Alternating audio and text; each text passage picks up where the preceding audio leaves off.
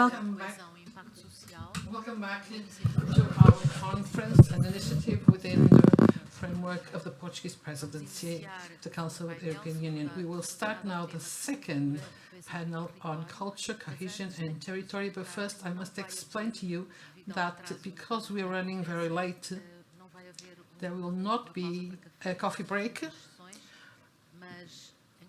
but we have tea after the musical break with Ricardo Ribeiro at the end of our session. I'm sure you will enjoy Ricardo, who is absolutely amazing, and then we'll have tea. This second panel has a very specific feature. The moderator is Aida Carvalho. She is the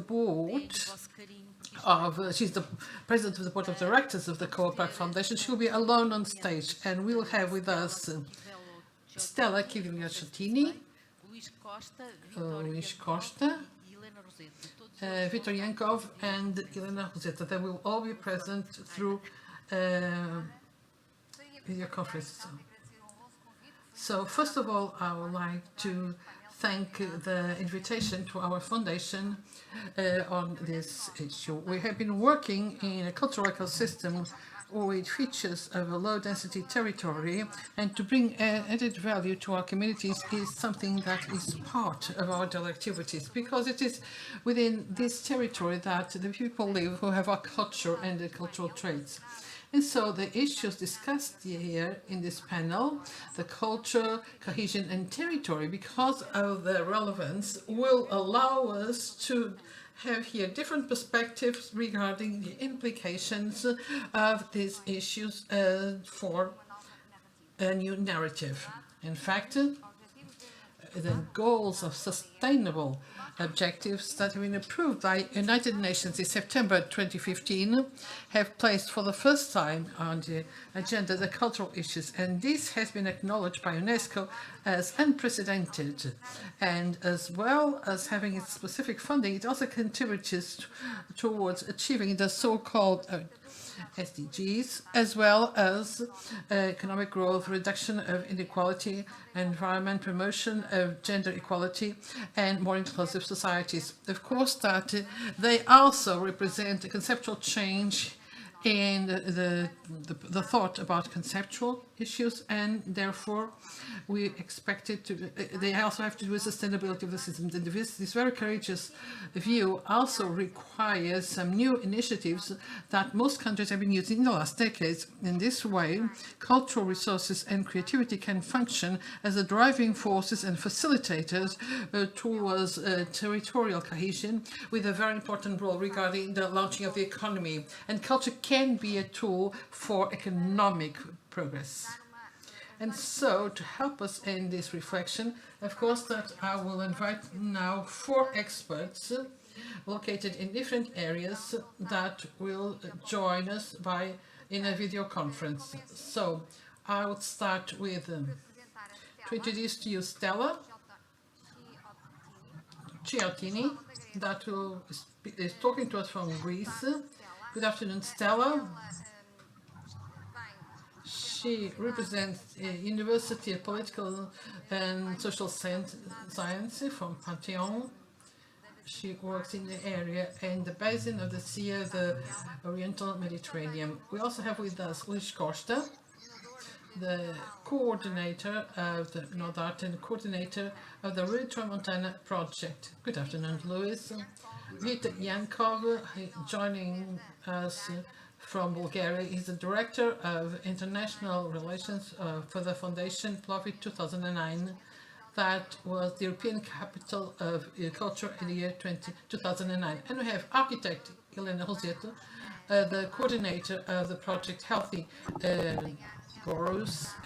That was this morning and mentioned as an example of this connection between culture and health. So I would start with a question for Stella that is going to give us a perspective on the culture as a factor for social cohesion, well-being, and what does it mean to have a cultural capital? What does this mean? Hello, everyone. Boa tarde a I'm very todos. happy to be with you, even like that. And I would like to thank, of course, the organizers for this invitation and to congratulate them for this great work. I'm trying to share my screen. Share. Sorry. Window.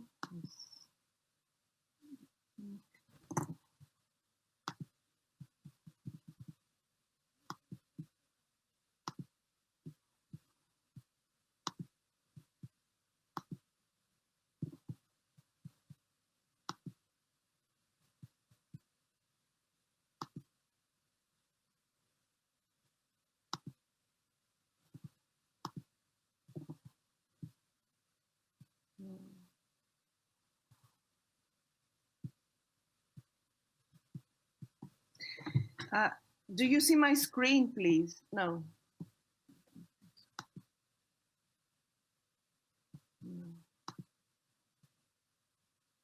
What's happening?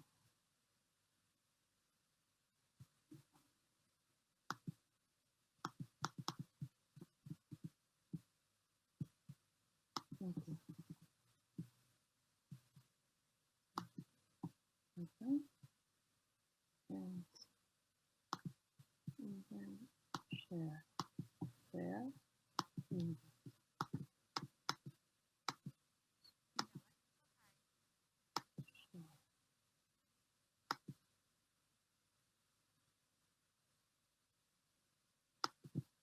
I'm sorry for the delay. Is it clear now? Can you see my screen, please? Yes. Okay, thank you very much. Ladies and gentlemen, my own topic will be culture and cultural heritage for resilience of cities and territories. And I will try to mainly to approach the topic via the cohesion policy, for which I have worked for many, many years in Greece. I was the S1 contact point in Greece for a long period. ESPON is a renowned project of the cohesion policy. Culture is viewed as the core, of course, of Europe's rich heritage and history. It is culture and creativity can be important drivers and enablers of innovation, as well as important source for entrepreneurship. And culture is also a key driver for increasing tourism revenue, with cultural tourism being one of the largest and fastest growing tourism segments worldwide, at least before the COVID-19 pandemic. Finally, culture also has an important role to play in promoting social inclusion, territorial cohesion, and societal well-being. I think there was another session about this also, about societal well-being. And here you can see also the S1 project very well, which is exactly dealing with the impact of cultural heritage on social and societal well-being. Of course, ICOMOS acknowledges cultural heritage as the expression of the ways of living developed by a community. Community has is really at the center of culture and cultural heritage. And it is also important to see a bit the Council of Europe Faro Convention approach, which considers cultural heritage as the cultural capital, as Ida already said, from which, through the investment of human ingenuity and effort, originate the rich and varied cultures of modern Europe. Thus, conservation of this cultural capital is essential both for its intrinsic value and its potential as an investment from which future development, cultural, social, and economic, may be generated. The convention asserts that there are rights to cultural heritage, that are responsibilities also, and that all this have to do with the democratic human society. What about progress on linking cultural heritage and resilience? The value of cultural heritage and its role in making cities and human settlements inclusive, safe, resilient, and sustainable is an integral part of both the UK Agenda 2030 and the new International Policy for Disaster Risk Reduction 2015-2030, issued in Japan. However, the role of culture and cultural heritage for these challenges linked to resilience was not sufficiently investigated until today. In an evolutionary aspect of resilience, this is also the main, I think, kind of resilience that is linked with culture and cultural heritage, because there are many kinds of resilience. There are mechanical resilience, there is engineering resilience, there is ecological resilience, but there is also evolutionary resilience. In this aspect, in which communities do not return to the initial state, but evolve in another state, in another stable situation, but different from the previous one. Culture and cultural heritage may be the key to citizen engagement on the one hand, and on the other hand, to social, environmental, economic, and governance-related innovation. What is the impact of cultural heritage? It is really impressive that during the European Year of Cultural Heritage, over 23,000 events were organized, reaching more than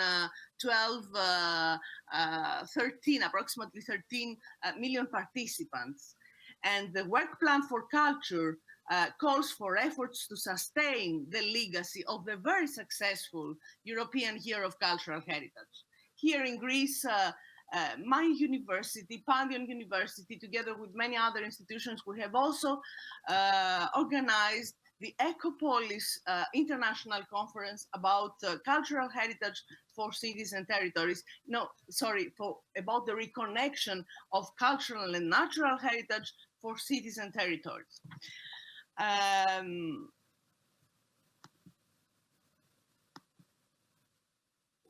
Unfortunately, there are very serious impacts of the COVID-19 pandemic on the world of heritage. For example, all heritage value chains have been affected, from conservation to management of the sites. 89% of the sites are closed, including museums, historical buildings, archaeological sites. Many staff have lost their jobs, and many are facing the risk of long-term unemployment. Smart working and digitizations can only provide assistance. I don't know if it is limited. I think that it is really a good sign, a very positive sign, and a new category of heritage, if you like, digital heritage, born digital or digitized, is rapidly emerging and growing. And this is, in my opinion, very, very important, also for economic development and for the economy around culture and creative works. So you see here, we knew that we have tangible and intangible heritage. Now we have at the center of the cultural activities, the digital heritage, also as a third category.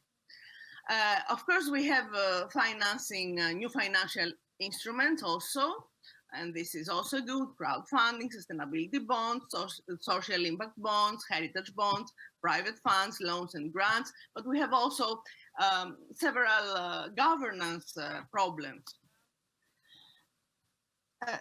What has to do with resilience and territorial cohesion is the fact that the acknowledgement that cultural heritage is a territorial asset. It is, as we said, the cultural capital, as the Faro Convention recognizes and claims. And so part of the territorial capital, this is the cultural capital, which is a part of the territorial capital. It is a territorial asset, part of a territorial capital of a territory, of a city, of a region, and of a community, in fact. Directly linked with cultural heritage is cultural tourism, and in the pre-COVID-19 period, it accounted for 40% of the European tourism. 4 out of 10 tourists chose their destination based on its cultural offering.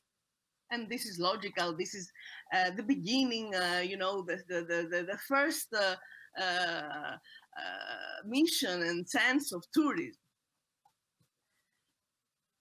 We have also to see that we have 3 approaches of cultural heritage, and what is important for this analysis is the second one. We have the material-based approach, which is still the state approach, if you like. Even in our country, it is like that. But we have also the value-based approach, because, and this is considered to be the current most preferred approach to heritage conservation, especially in the United States, Canada, and Australia. It is largely based on the Bura Charter, and it focuses on the values that society, consisting of various stakeholders, ascribes to heritage. In this approach, the community is placed at the core of conservation. And you see all literature projects, etc. They are speaking mainly about community and culture, community and cultural heritage. In a parallel way, let's say, we have a change in our understanding of conservation in general, that is of nature also conservation. For example, prior to the 60s, we had considered nature for itself. That is, humans were considered separate from the environment, with areas of wilderness locked away in reserves. Over the turn of the century, the approach evolves from nature despite people to nature for people. That is, the value of ecosystem services begins to be recognized and explored. And finally, we recognize the need to create shared landscapes between people, between culture and nature, with strong emphasis on maintaining ecological processes and adaptability and resilience of these social ecological systems.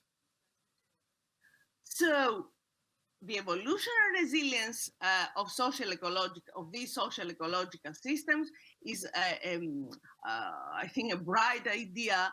According to Davudi, that has there is a huge literature concerning this idea by Davudi. Such social ecological systems are organized assemblages of humans and non-human life forms made of bio, geophysical, and social systems, with the latter involving complex interrelationships of economic, cultural, institutional, and political order. They also provide a series of ecosystem services, including cultural ones. Nature provides cultural services to people. So, finally, there is a holistic, and we should understand that we should consider holistically cultural and natural capital. And this is obvious already in many, if you like, policy documents, also in the literature, scientific literature, but also in several policy documents and policy action and policy and strategic reports. Natural capital embraces natural resources, land and terrestrial and marine ecosystem, and is also essential for delivering, as I told before, ecosystem services, including the cultural ones that underpin, of course, our economy. This dichotomy between nature and culture is a Western ontology. It is quite different in the Eastern ontologies, in Greece, China, Egypt, etc. Hence, lately there has been a shift in the heritage discourse from the conservation-oriented approach to the value-oriented approach, as I told before, meaning the acknowledgement of the value of cultural and natural heritage, of course, but, for various spheres of life. So let's see nature and culture together. Of course, speaking about social ecological system, we should acknowledge I'm planner, and I have always to see also how planning is dealing with all these things and how is enabled and being proactive, if you like. Social ecological planning is an emerging discourse within this wider urban sustainability umbrella. Davudi present some keywords, very famous: the preparedness, the adaptability of the system, the transformability of the system. These are the keywords on which the resilience concept is based. So resilience is about socio-natural relationships. It is an attempt to pacify the relationship between societies and their natural environment. So we speak here for this reconnection, this change of paradigm, and we see nature and culture from the policy implications view as an indivisible whole and as two different aspects that should be recognized, understood, planned, and managed together. And this was the topic of our own conference in Greece. Let's go now to some case studies I have picked for you. The first case study, and that will justify, if you like, and verify the previous theoretical approach. The case study one is a mountainous old traditional settlement, the Arkochori village in Greece. And the vision, it was an abandoned, if you like, village, and the resilient development strategy for the traditional settlement was built. The vision was to reinvent the nature of the settlement with emphasis on preserving and enhancing its traditional character, aiming at economic, social, and environmental resilience. And you can see here the goals, the main goals: establish a community-based enterprise system, introduce diversity and redundancy of economic activities, protect and enhance traditional built heritage, cultural heritage, in fact, and promote community building. That's the territorial strategy for achieving resilient development in Arkochori is inspired by its unique community-based organizational structure and builds upon cultural patterns by adding novel elements that mutate and evolve the initial structural and functional organization of the settlement. Davudi also introduced the three facets of the evolutionary resilience: complexity, non-linearity, and self-organization. And this happened really to Arkochori village. A case study two is, because I'm, as Ida said, I am the Eastern Mediterranean Sea Basin expert of the European MSP platform. Coordinated by the DG Mar and IASME. And I'm working for the underwater cultural heritage. I think that there is not only the terrestrial space, there is also the marine space. And we should give attention to this underwater maritime cultural heritage, but also underwater cultural heritage. The fact is the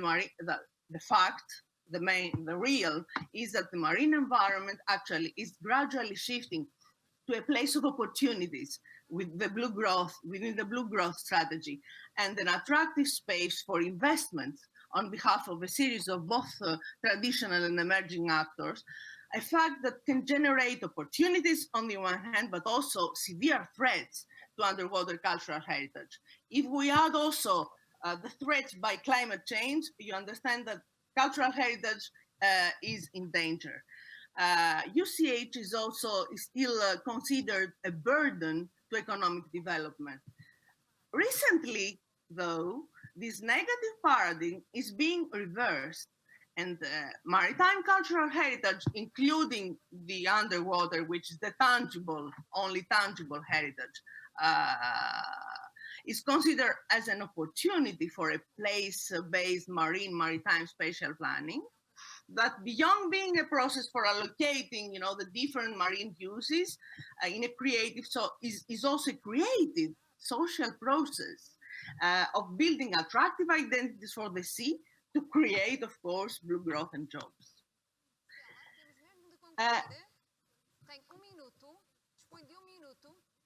Okay, fine. You see here also resilience and cohesion for the marine space. And let's go on. Examples 3 and 4, we go to the rural territories. I would like to present you indicatively two projects. The MOMAR, which deals with models of management of singular rural heritage, and also the heritage, that is heritage for rural regeneration. And we will see many examples afterwards by my colleagues. This is an H2020 project related to CH. In this framework of the heritage project, the Psiloritis Geopark in the island of Crete is an excellent case study that it is, shows the global, plays an active role in the global efforts for the conservation and promotion of the environment, of the natural and cultural heritage, as well as of the sustainable local development through the geotourism and other kinds of alternative tourism. You can see storytelling on the internet, many tools created on this occasion. Well, as I told you, some words about planning. Planners under these circumstances should be change managers, transition and resilience managers, social entrepreneur, and mainly they should support and guide the various stakeholders to find their positions in the planning process, in this ecological, in this social ecological process. We have, of course, the arsenal, the Green Deal, and finally, these are my conclusions, no problem. We are currently on the verge of a major paradigm change in economic and social development, with territorial capital and heritage as crucial resources to support sustainable and equitable growth. The process of heritage goods may be the pivots of the new patterns of communities. And we must move as quickly as possible from the economy of survival to the economy of life, as Jacques Attali says, that brings together all sectors whose mission is the defense of life. Between them, a very crucial one, that is culture. So my suggestion, if you like, my proposition, my proposal is towards an economy of life with a strong focus to culture and cultural capital in an evolutionary always resilience perspective. Thank you very much for your attention. Thank you, Stella. We'll just watch this image, very appealing. I invite Luís Costa, the coordinator of the Tramontana European Network project of cultural associations based on mountain territories, under the motto Culture and Rural Territories with Humanism and Empathy. He's bringing these two topics to our discussion. Luís, good afternoon. Good afternoon. I would like to ask you, what is this project? What are the steps?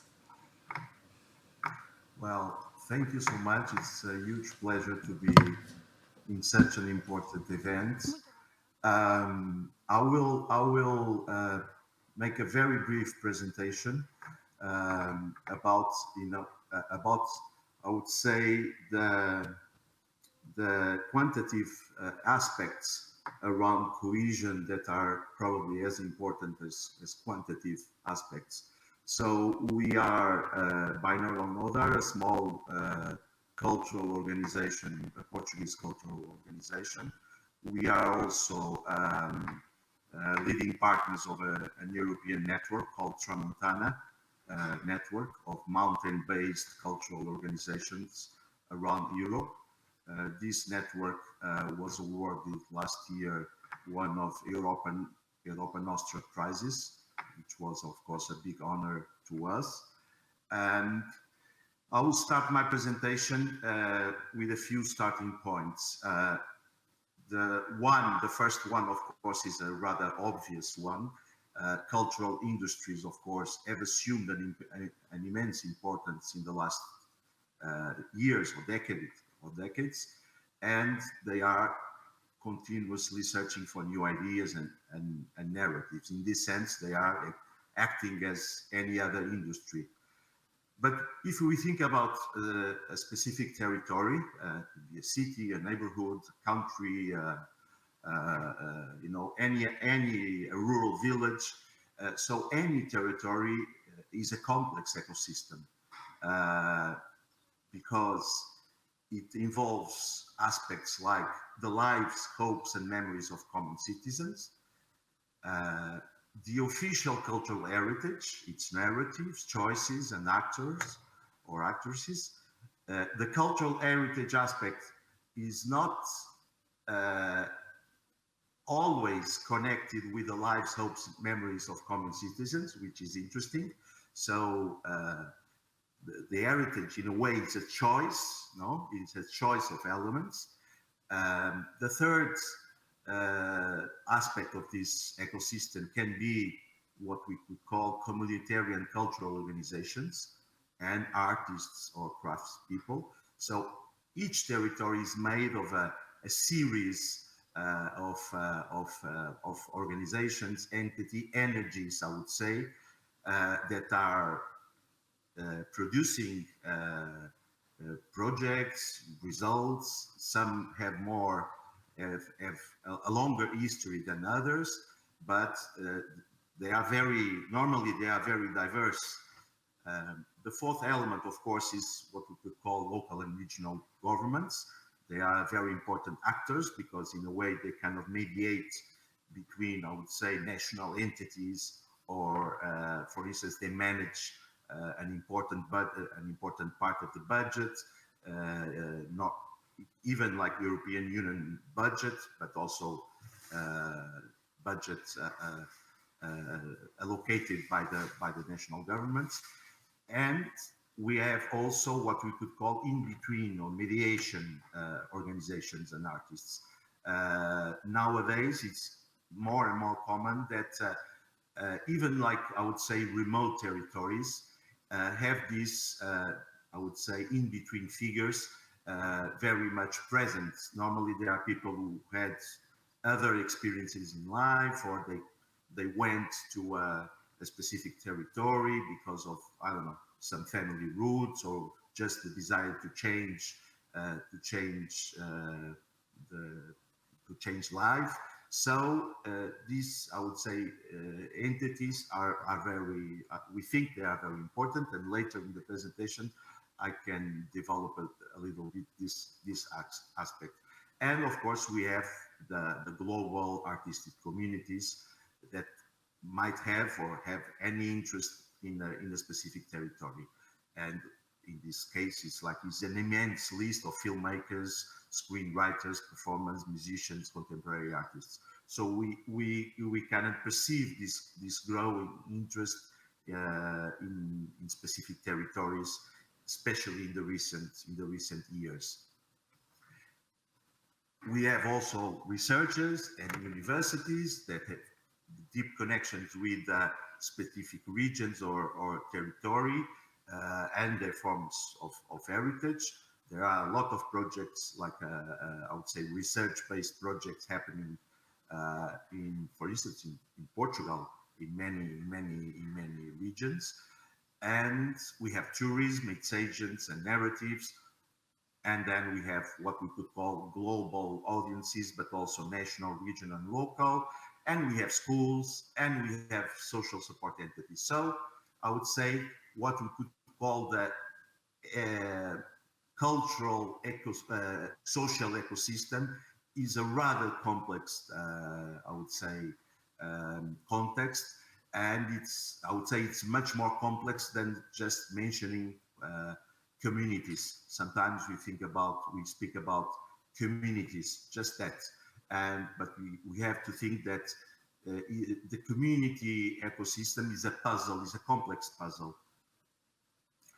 And this puzzle, of course, not always is like has I would say a meeting of interest or the sharing of values, because we have individual desires and expectations. We have also cultural, business or consumerism aspects involved, and we have also identity aspects. Could be territorial, I would say, identity, but also I would say could be entity oriented. I don't know, someone who belongs to university for 20 years probably feels the importance of this university in a different aspect from someone who is belonging to any other institution. So I would say, bearing in mind this, consciousness of this ecosystem, that the social and cultural dimensions of cohesion should foster a humanist ecosystem of respect and collaboration. That's probably what we, from our, I would say, empirical presence in the specific rural territories, this is one of the, I would say, the major conclusions or analyses that we make. So this idea of respect and collaboration between agents of an ecosystem that is complex. And of course, this can imply to engage in bottom-up or dialogical cultural processes. Bottom-up processes, they can be harder to implement, but in a way, they are probably more ground-rooted and perennial over time. So, and they are eventually complementary to other processes that are also implemented with total legitimacy, of course. And this idea of promoting a sense of respect and empathy with and between territorial and external agents. If empathy is at the core of all of these, I would say, social cultural processes, I would say there will probably be some more, I would say, ground-rooted benefits over time. And one aspect that probably cohesion is also related to is to this idea of inviting others, you know, the sense of otherness, to bring others who have, for instance, worked in a specific territory, in some cultural or heritage issues. I don't know, previous authors that sometimes that had decades of work. If there are new projects starting nowadays, why not inviting them? You know, I would say that being courteous can be both ethical and more efficient, because we don't need to reinvent the wheel every time. Sometimes probably recycling or transforming some previous processes or some previous ideas is a good starting point. Can be, I would say, a robust starting point for new initiatives. And now, very briefly, I arrived to our network. I will mention this network, Tramontana Network of mountain-based and grassroots cultural organizations, not because we think that we are the virtuous examples that, I would say, that complies with all of these aspects I mentioned before, but it's just like empirically interesting case. And of course, it's the case I know. So I'll just briefly describe some 2 or 3 aspects that probably could be, I would say, useful for a reflection. So Tramontana Network now nowadays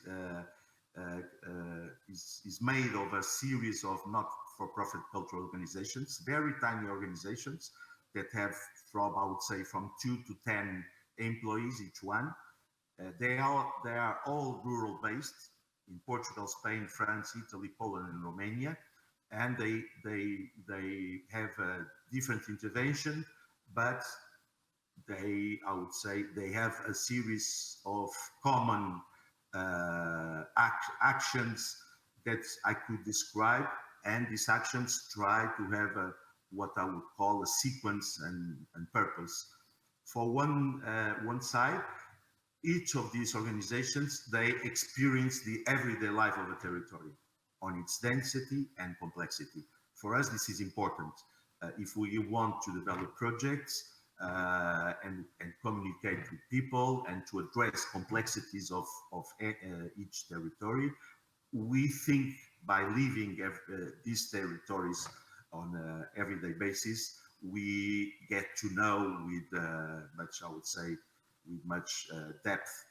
Also, we have this, I would say, action of communicating with the territories and its inhabitants and different types of entities, the ones I mentioned before. So we have this, I would say, mediation angle in our core strategy.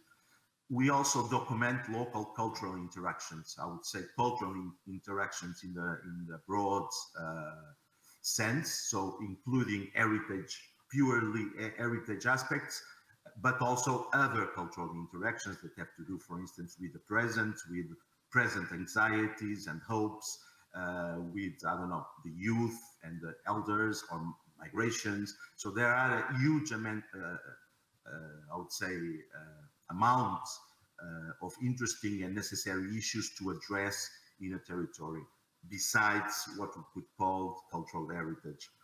We then describe, catalog, and archive. So one very important part of our European project is this idea of being systematic in generating digital documents, video and sound documents that are archived, cataloged, but also diffused, namely online. So we then produce this, I would say, audiovisual, sound, and written content, and share most of this content in many of the experiences we provide in different contexts. That could be a workshop in the primary school, a seminar in a university, small events in rural villages throughout Europe, and of course, disseminating the lessons learned. And I'll skip this one. So over the years, we produce, I would say, an interesting amount of documentation and experiences, most importantly, of experiences. And I would finishing by saying that this idea of mediation for us it's at our core, because we try to cross boundaries between institutions, for instance, between not-for-profit and academia, between traditional and contemporary culture, between, I would say, municipal or local government projects and independent projects, between research and art, between art and manifestations of rural communities themselves, and between institutional archives and self-managed archives. We all manage digital archives, and we think that they could be complementary to bigger institutional archives. So, finalizing, I would say that social cohesion also means giving direct voice to common people. because cultural heritage also belongs to each person on each location, even the most remote and peripheral. And the aspect of giving voice to the unheard, as for instance farming communities are, is essential in today's Europe, and especially with all the, I would say, the social challenges Europe is facing nowadays. This is my presentation. Maybe I'll just show 1 minute video. Can I? Okay. I think we don't have time for the video, so we will show the link. Thank you, Luis. Now from Viseu to Bulgaria. We were in 1985 when Melina Mercury, the Minister of Culture of Greece, had the initiative of launching the European Capital of Culture, which was one of the most important cultural initiatives in Europe. Cities were selected based on a cultural program that should have a strong European dimension, promoting active participation and the involvement of its residents in the cities, contributing to long-term development of the city and the surrounding region. It was within this context that in 2019, Plovdiv in Bulgaria and Laftera had the title of European Capital of Culture. We invite Victor to tell us about his big project.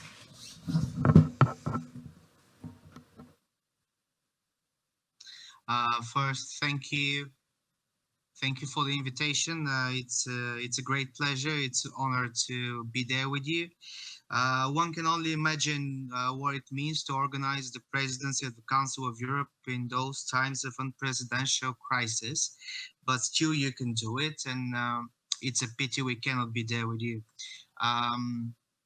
I would like to share with you some examples of Plovdiv as European Capital of Culture in 2019, as I know how important it is now for Portugal, as the bid is happening. I know 11 cities are currently on the bid for 2027. Let me just share my screen first. Do you see my screen? Oh, yes, it's okay.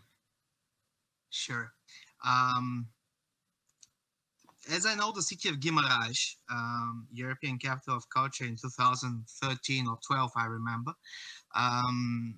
Most of you probably know how complex the project it is, how long it takes to prepare and to give reasonable examples, topics, and arguments on all the issues that have already been risen.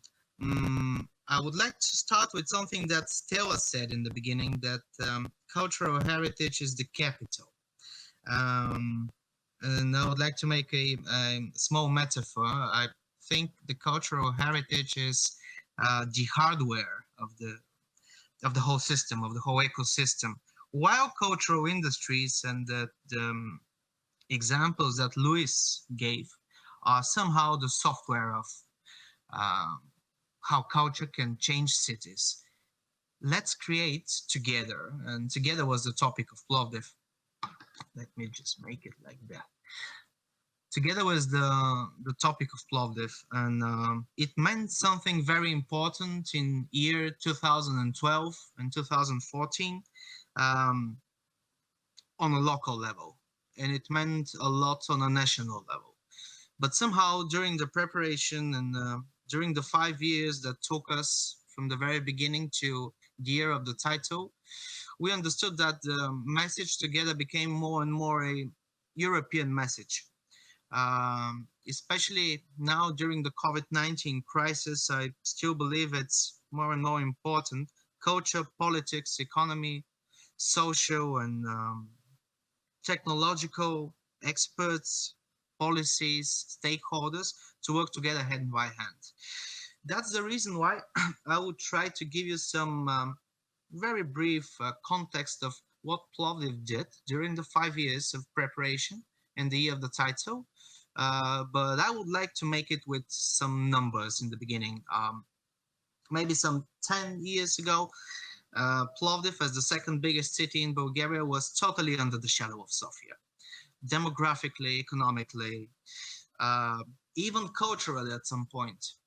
it took us lots. It took the city of Plovdiv, the governance of Plovdiv, and the citizens of Plovdiv to make lots of efforts and lots of work now to make it the fastest growing city in the country. Currently, 800,000 people inhabit the city of Plovdiv. The universities, currently there are 8 universities, fastest growing in the country and led to nearly 40,000 students in the area. All those prerequisites gave us the ambition to start and work on a specific project. One of them I would like to show it to you today. Some political context: the corporate rate is 10% in Bulgaria, which made it possible not only for the area of Plovdiv, but also Bulgaria in general to host lots of new outsourcing big companies from abroad, which changed the situation a lot in the last decade. As we are talking about cultural heritage and cultural industries, cohesion and social issues, the picture that you see is a picture of the ancient theater of Plovdiv. It was reactivated somewhere in 70s, and maybe up to 2000, the year 2000, it was a static cultural heritage monument where tourists come with tickets.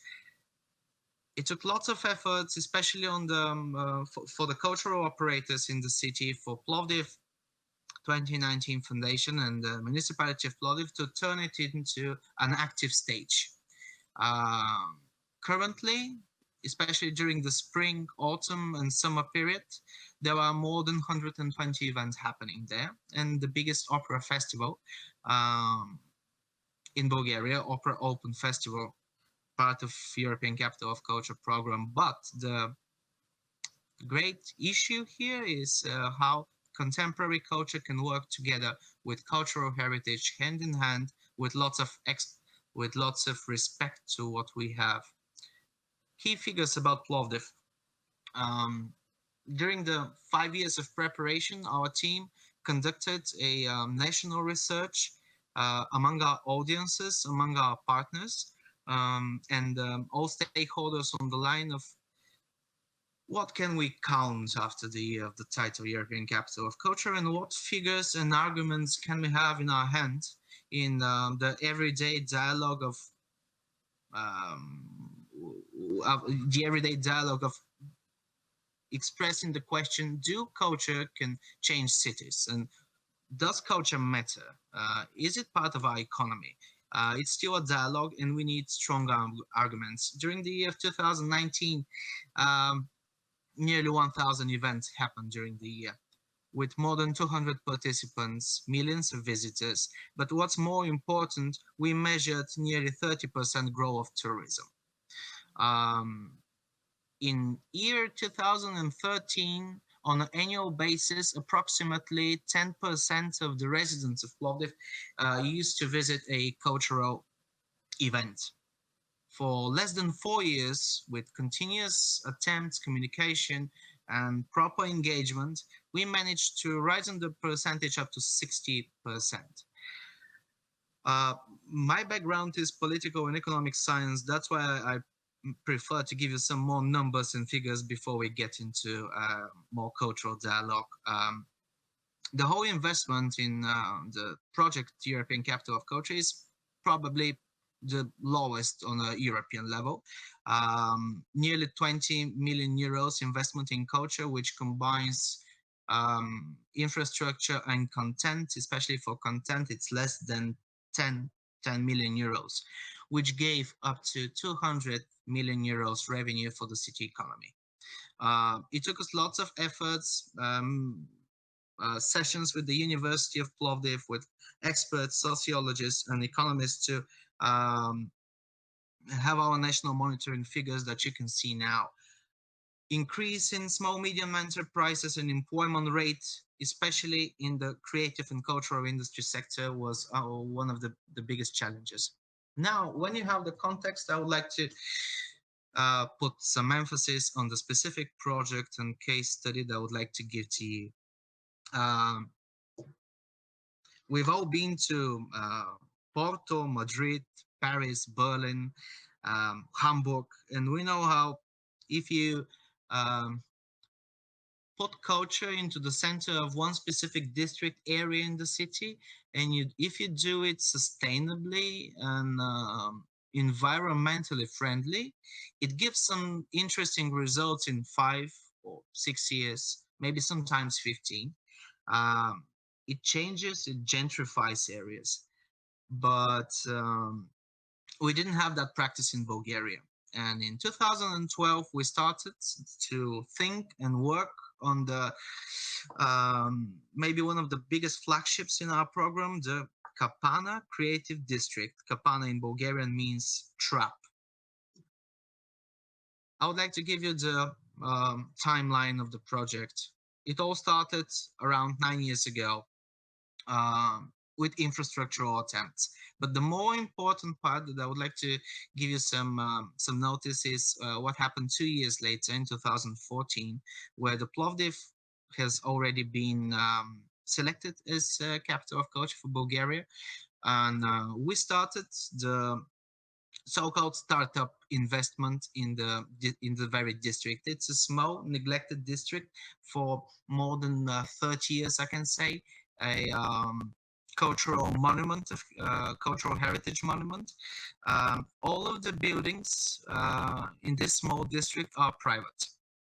So we started mapping and looking for venues that are either isolated or not used in a proper manner.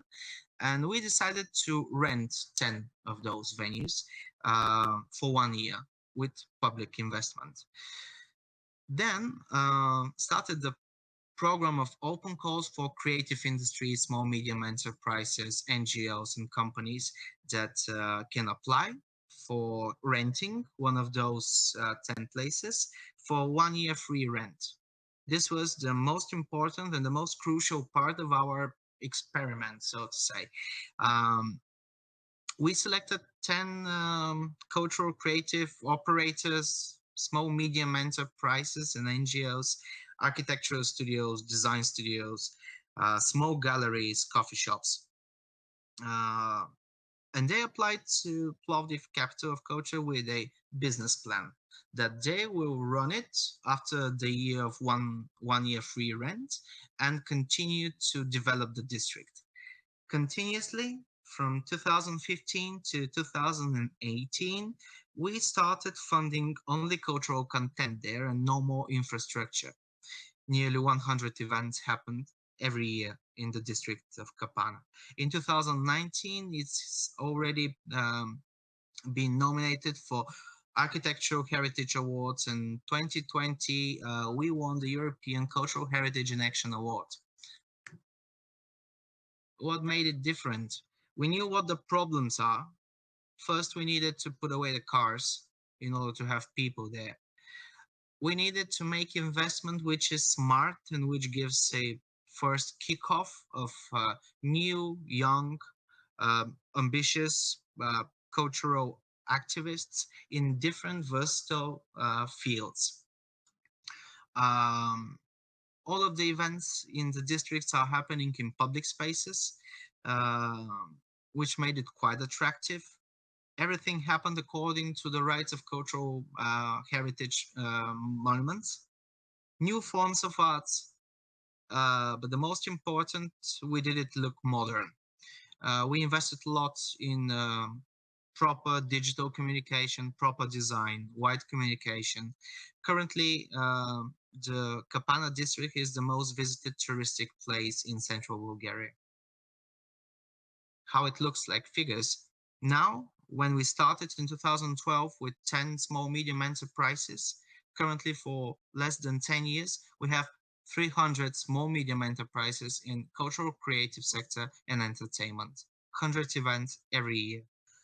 The total support that we gave for cultural content is not more than 100,000 euros, less than 1 million euro public investment for infrastructure, but now it brings back more than triple yearly revenue to the local economy of the city. What happens now? Of course, the COVID-19 crisis brought lots of problems, not only to the Kapana Creative District, but lots of problems to the whole cultural ecosystem of Plovdiv. In 2018, our team won the Millennium Mercury Prize of 1.5 million euros, and we decided to dedicated for our legacy program of what will happen in 2020-2021. Currently, we have selected more than 120 events that will continue until the end of 2022. All of those events bring back lots to the local economy. All those events gather lots of audiences, communities, and people in different fields. But far more important, each and every event selected in our program now shows that with proper and sustainable, resilient investment in culture, it really changes cities. Plovdiv is currently internationally recognized more than has ever been. The creative identity of the city is its biggest badge, and I'm really glad that young people still continue working in the cultural field, both in public and private fields, in order to discover new challenges and new routes for what we do. This is what I selected for final Let's Create Together. I'm sure that we have what to do in common. Thank you. Obrigada.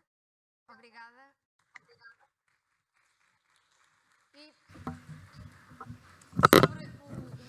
And under the motto Together, we invite Elena Rosetta, the architect, to tell us about the Healthy Neighborhoods project. Good afternoon to you all. Thank you for inviting me. I thank our dear moderator for the way she has been managing to do this from a distance with all of us. I would like to greet my colleagues of the panel, and I'll take up 2 or 3 ideas that were given a sentence by Stella when she said community is in the center of culture, a sentence by Luis, we need to give voice to our population, and a fundamental idea of Victor, who showed that smart investment, well applied in time and patience, can provide remarkable results. So now I'll tell you about my personal experience in the Healthy Neighborhoods program.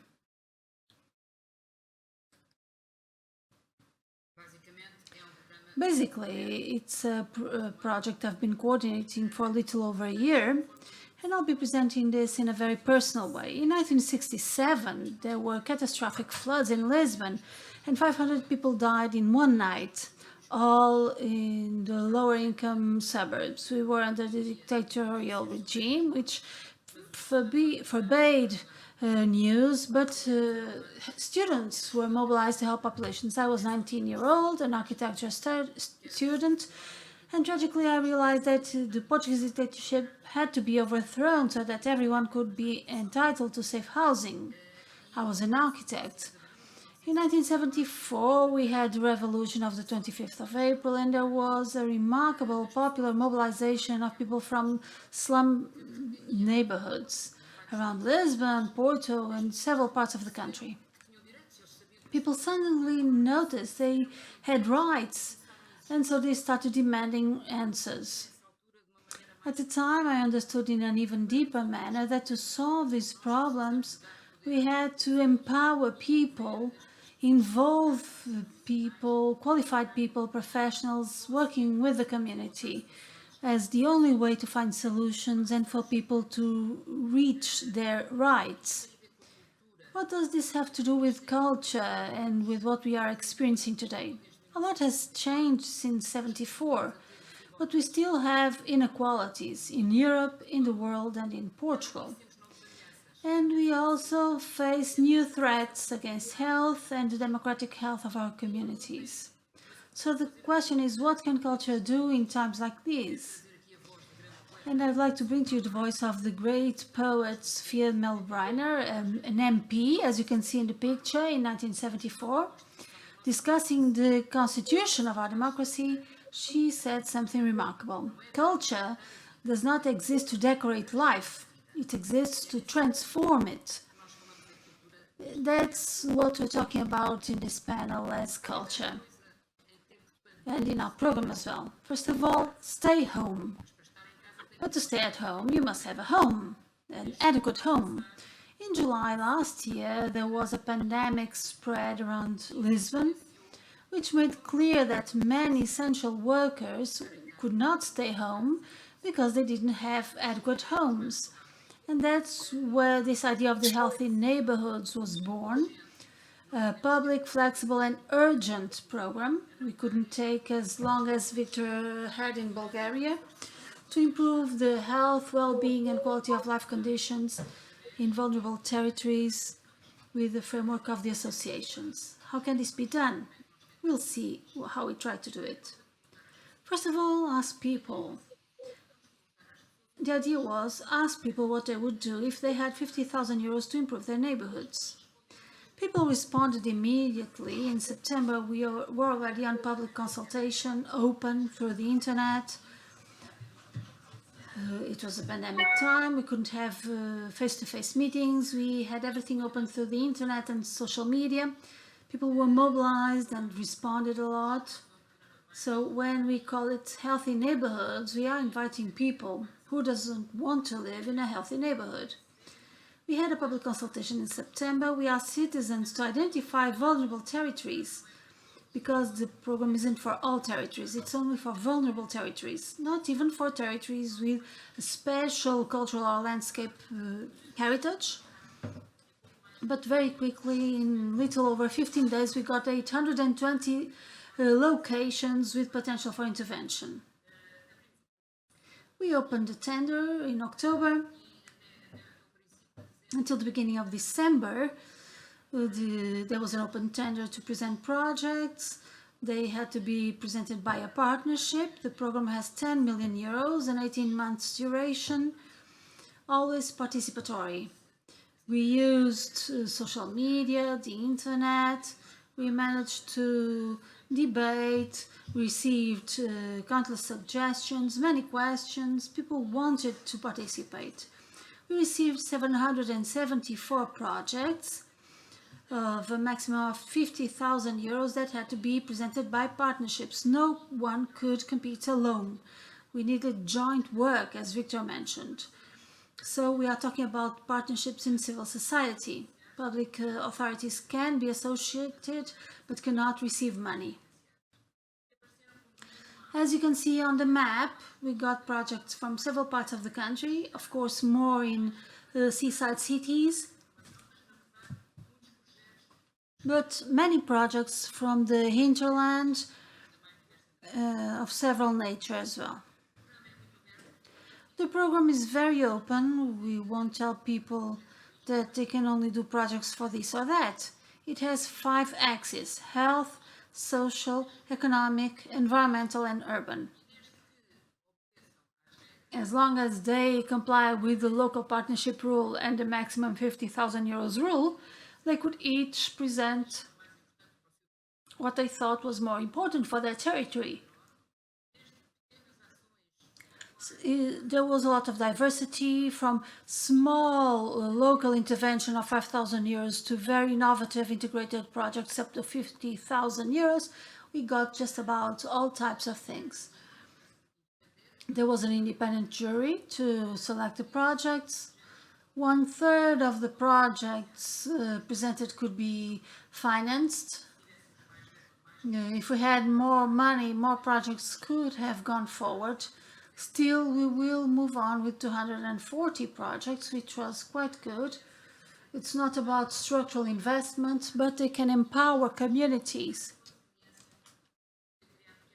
which will then have increased resilience, improve local services, support the most vulnerable, and create or reinforce citizenship and intervention networks. That is the main goal of the program. And as Victor was saying, one of the most important issues in Capana was free rent, guaranteed for everyone to be able to start.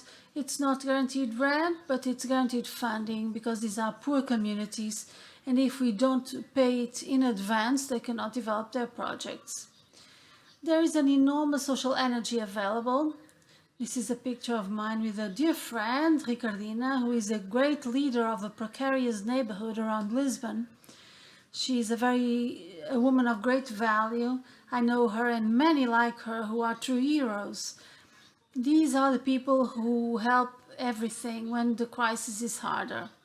And I believe, taking up on the questions raised by Stella and all of you, I believe that we must change the paradigm of public intervention. It's extremely important. The sooner, the better. The power of governments, and I was a member of the municipal authorities for many years, they must have public scrutiny and intervention. It's a fundamental change for the connection between culture, cohesion, and territories. I believe participatory processes are the basis of citizenship, but they are also opportunities for decision makers to learn from the people about which they have to decide. Decision makers are making decisions on behalf of someone, so they must learn from them the best decisions. And that's what often doesn't happen. That's what we call, I'm an architect, I'm in planning, that's what we call bottom-up planning. The emerging planning, the grassroots planning, which implies a new approach at local, national, and European and global level. At European level, it's very difficult because the European system is extremely heavy, bureaucratic, and slow. We must change that. It's not easy, though. What the Healthy Neighborhoods program showed, and it's a small program, still at the beginning, we still don't have results to show, but it proved that there is an enormous social energy available to change people's living conditions. This program had all these applications, not because it's beautiful, but because there's a lack of programs like this. Small programs with small amounts that are open, flexible, fast, and easy, which aren't so difficult for people to apply to. That is the key, that's the change, because the energy is there. It's worth much more than the amount we will be investing there. So once again, I say no one does anything alone. I usually quote Archimedes that said, "Give me a lever and a fulcrum and I shall move the world." A small program such as this, as we could see from Victor's experience, smaller programs, not too ambitious in terms of money, can be extremely ambitious in terms of results. They can be the lever if they allow for new forms of citizens' intervention and if they bring along the wealth of our cultural diversity. I love this picture here. It's 3 children in a neighborhood that was rehoused, the Húngaros Quarry neighborhood in Oeiras, Portugal. And these children have different ethnicity. They were great friends and they didn't even know what racism was about. No one told them about it. And they didn't need it because they had the same living conditions. So they could easily be friends, living together and working together. That's the idea that children can bring us and teach us. The Healthy Neighborhoods program discovered things that we didn't even know about. For example, a local community somewhere in the center of the country that manages what we call baldio, a common land property, community property, with an Asian tradition in Portugal. It was one of the projects with a better score in the program. We also have Gypsy Association projects, migrant associations, refugees that got together and presented their ideas and will be funded. So we have a cultural wealth that isn't just about heritage, it's about people. And these different ethnicities, cultures, and traditions are what makes part of culture. And a small program like the Healthy Neighborhoods is trying to bring to knowledge so that people can enjoy that richness and improve their living conditions. I'm about to end, as it's time, and bring you an idea. In all crises, the future gets divided. We can go one way or the other.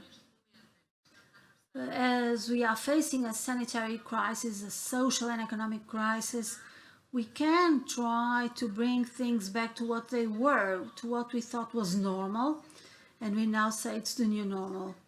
That is a hypothesis. The other one is trying to face these imbalances that the crisis has shown with new policies.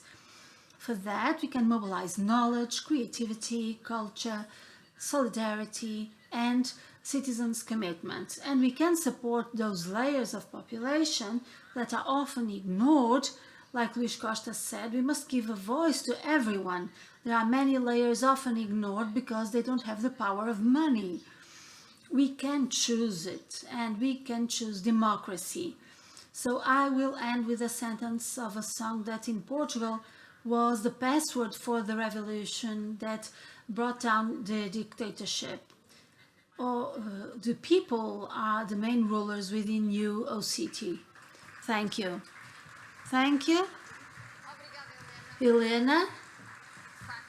It is so indeed. Just to end, after a holistic vision presented by Stella, in which culture has a capillary importance in society and is a central and resilience factor, creates opportunities, promotes inclusion and cohesion, the mobilizing projects presented here present these shared visions. The European Capital of Culture was an excellent opportunity for the city to change its image and position itself in the world map, attracting more tourists and rethinking its development through culture. This has an impact in culture and in social and economic aspects for the cities and the regions. So we wait for the results of the European Capital of Culture 2007 for Portugal. The Tramontana project is exclusively dedicated to rural mountain communities in countries like Portugal and Italy and Spain and Poland to disseminate the cultural heritage of several communities, providing a stage for those people and traditions that go from generation to generation to be archived, registered for future memory. The project implemented from Viseu connects rural communities and art with artist residences, exhibitions, cinema, videos, sound, workshops, and several activities presented by Luis. The Healthy Neighborhoods project aims to make small, great interventions by supporting the projects presented by associations, NGOs, civil movements, residents associations in connection with the municipalities and several public agents. Aims to give power to being able to do things to resident communities and organizations that intervene in vulnerable territories. Undoubtedly, if we had to choose two words to end all of this, what is more important is the human heritage of these territories. Thank you. I wish all participants, interpreters, and speakers an excellent work. Thank you.